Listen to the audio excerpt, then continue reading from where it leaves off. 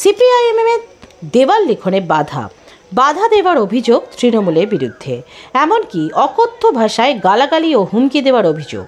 ঘটনাটি ভাঙড় 2 ব্লকের বেউতা 2 গ্রাম পঞ্চায়েতের কাঁঠালবেড়িয়া এলাকার। ঘটনায় ভাইরাল দেওয়াল লিখনের সময় বাধা দেওয়া এবং গালাগালি করার ভিডিও। স্থানীয় সূত্রে খবর, কাঁঠালবেড়িয়া এলাকায় 100 দিনের কাজ চালুর দাবিতে এবং মূল্যবৃদ্ধির প্রতিবাদে 20 এপ্রিল ব্রিগেড যাওয়ার সমর্থনে দেওয়াল লিখছিল সিপিআইএমের কর্মী সমর্থকরা। সেই সময় স্থানীয় তৃণমূল কর্মী সমর্থকরা এসে দেওয়াল লিখনে বাধা দেয়, এমনকি অকথ্য ভাষায় গালিগালাজ এবং হুমকি দেওয়া হয় বলে অভিযোগ। এটাই তৃণমূলের কালচার। তাদের বাধা উপেক্ষা করে আমরা দেওয়াল লেখার কাজ করছি বলে জানান সিপিআইএম এর নেতা উৎপল মণ্ডল। তৃণমূলের পক্ষে শওকত মোল্লা বলেন, যারা এসব করছে তিনি খোঁজ নিয়ে দেখবেন। দক্ষিণ 24 পরগনা থেকে সত্যম নিউজের বিশেষ রিপোর্ট। আপনাদের সঙ্গে আমি দুর্গা। যখন নেতা থাকবে তখন বলবে। আরে পাড়ার নেতা নয়, চিত্রগাঁ এরিয়া কমিটি 4টে অঞ্চলের নেতা। চিত্রগাঁ তো আমরা চিনি একদম। চিত্রগাঁ কেমন মানুষ আমাদের থেকে তোমরা ভালো জানো। ব্যাপারটা হচ্ছে, আমার বুথে তো কোনো মেম্বার আছে বুথের নেই, তাহলে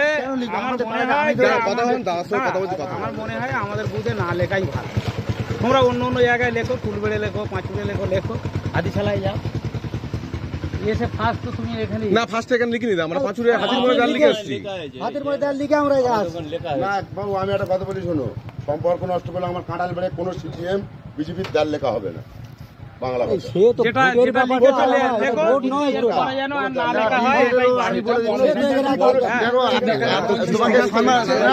মারার একটাই কারণ আছে, এই লোকটার সঙ্গে খিস্তি মারা যায়। আমি কাকারে বলছি, হ্যাঁ, এই লোকটার সঙ্গে খিস্তি মারা যায়। কেন মাথা গরম হবে না কেন? আগে একটা জিনিস বলে দিচ্ছি, উনি যদি বদ্যি পাড়ায় লিখে আসতো দেয়ালটা, ওখানে লিখতে লিখতে আসুক না, তখন আমি কোনো বাধা দিতাম না। উনি হাতির মোড়ে সিপিএম এ চোদাচ্ছে, আর এখানে এসে ফের কাঁঠাল বেড়ে চোদাবে। একটা কোন সন্ন্যাসী বোকা চোদা সে যাবে, সন্ন্যাসীদের সম্পর্ক নয় তো এখানে। তাহলে তুমি তোমার পাড়ায় আমাদের নেতা চিত্রগাঁ লিখে আসো, অবশ্যই লিখি। তাহলে বাধা দেওয়ার অভিযোগ তৃণমূলের বিরুদ্ধে, কি বলবেন? দেখুন, এটা কারা করছে আমি জানি না, অত খোঁজখবর নেব। খোঁজখবর নিয়ে আমি দেখব। গণতান্ত্রিক অধিকার আছে প্রত্যেকের দেয়াল লেখান। তবে একটা কথা বলবো যে সিপিএম এই মুহূর্তে তো বাংলায় একটা শূন্য প্রায় প্রাণী, একদম মানে নেই বললে চলে। তা আবার এই যেটা শুনলাম, এটা সত্যিকারের সিপিএম না বিজেপি, এটা বিজেপির দালালতি করছে, এটাও একটু দেখতে হবে। যাই হোক, সব মিলিয়ে যদি কেউ এই ধরনের ঘটনা ঘটিয়ে থাকে তাহলে নিশ্চিতভাবে আমরা দলগতভাবে দেখব। শ্রমিক, কৃষক, ক্ষেতমজুর ও বস্তি ফ্রন্টের ডাকে আগামী 20 এপ্রিল 2025 ব্রিগেড সমাবেশের ডাক দেওয়া হয়েছে। সেই ব্রিগেড সমাবেশ উপলক্ষে আমাদের দক্ষিণ 24 পরগনা জেলার সমস্ত ব্লকে দেয়াল লিখনের কর্মসূচি চলছে।